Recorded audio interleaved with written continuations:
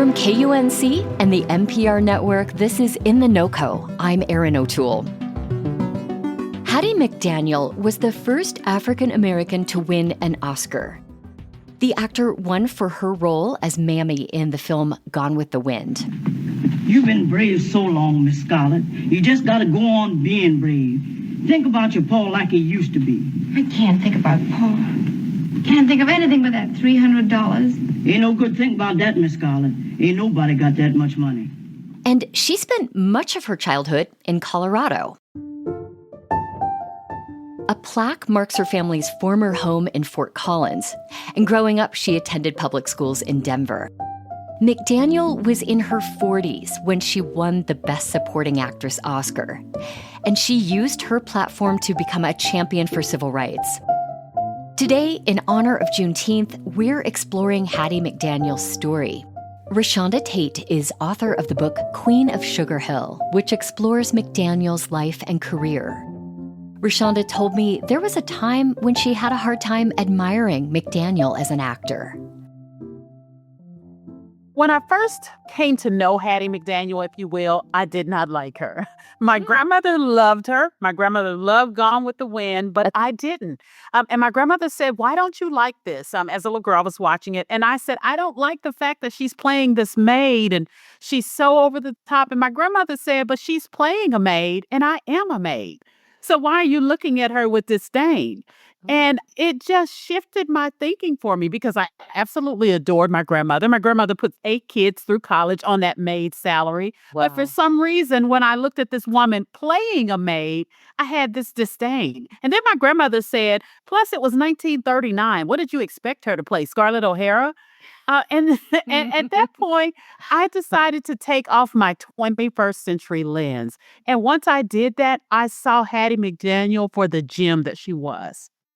We know Hattie McDaniel spent her early childhood in Fort Collins.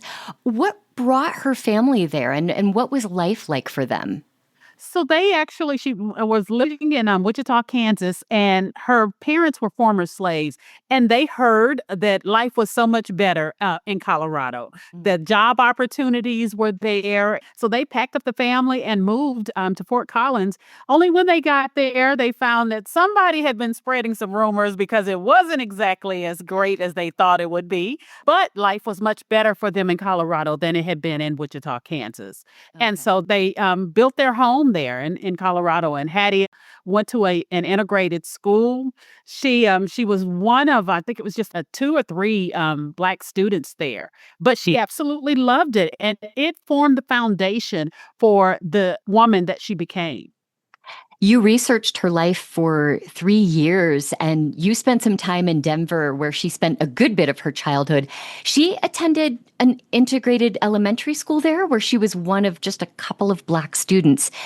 She would perform poetry and theater there. How do you think growing up in a primarily white environment in Denver influenced how Hattie McDaniel approached her work as a Black actress?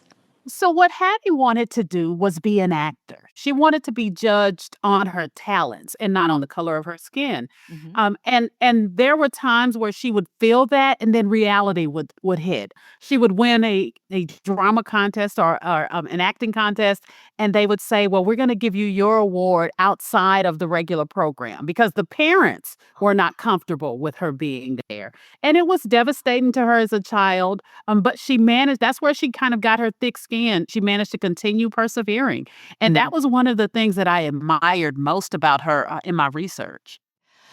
Your book opens at the scene of the Academy Awards when she's named Best Supporting Actress. And Hattie is sitting in the back corner of the room. There's some people in the audience that are very happy for her, but plenty who are openly scornful. What was that night like for Hattie McDaniel? So, when I first started writing that scene, I actually got very angry. I'm writing and I'm like, they have Hattie in the back of the room. And throughout this process of writing and researching this book, Hattie actually came and talked to me. My mother says I need to stop telling people that because I sound crazy. But she did. I get it, yeah. And so I'm sitting here and I'm angry about her being in the back of the room. And Hattie said to me, "But I'm in the room."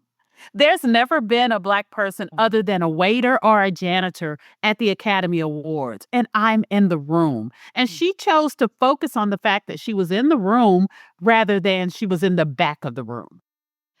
Now, from your account, Hattie thought winning the Academy Award would open the world to her, get her more roles, put her in front of more audiences. Why didn't that happen?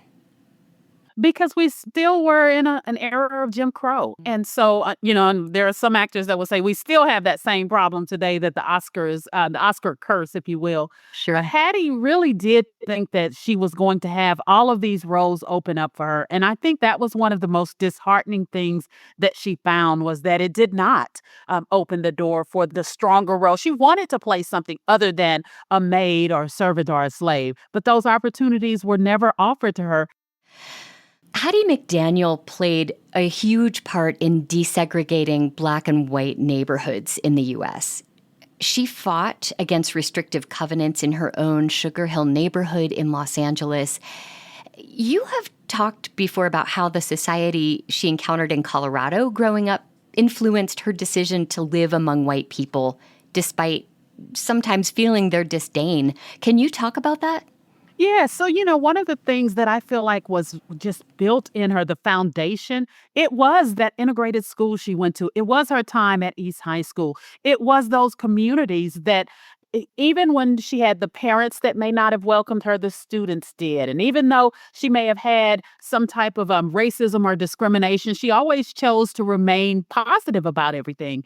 And I think that was the foundation for her fight for restrictive covenants. She said, I'm going to fight tooth and nail, not only because I think we can live in harmony, but because she also believed in, I've worked hard and I want to enjoy, and I don't want the color of my skin to determine where I can live.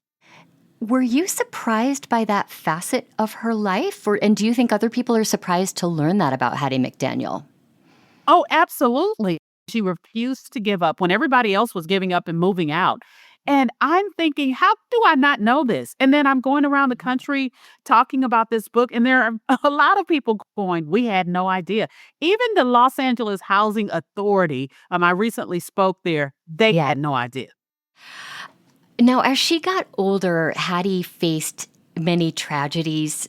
Her finances dwindle. She loses her house in Sugar Hill. She ends up dying in a hospital room from breast cancer. Rashonda, where do you find hope in her story? There are so many times in writing this story, I felt like if I were Hattie, I'd just lay on the sofa and just cry in pity. But what I loved about her and what was so inspiring to me is that in the midst of all her tragedy, in the midst of her sorrow, Hattie had this attitude of, don't weep for me. I'm going to find my joy. She's going to look at the glass half full, and she's going to get upset and have a pity party, but she's always going to get up. And that was what was most inspirational for me. Rashonda Tate is the author of The Queen of Sugar Hill, which tells the story of actor Hattie McDaniel. That's it today for In The NoCo. I'm Erin O'Toole. Have a wonderful Juneteenth holiday.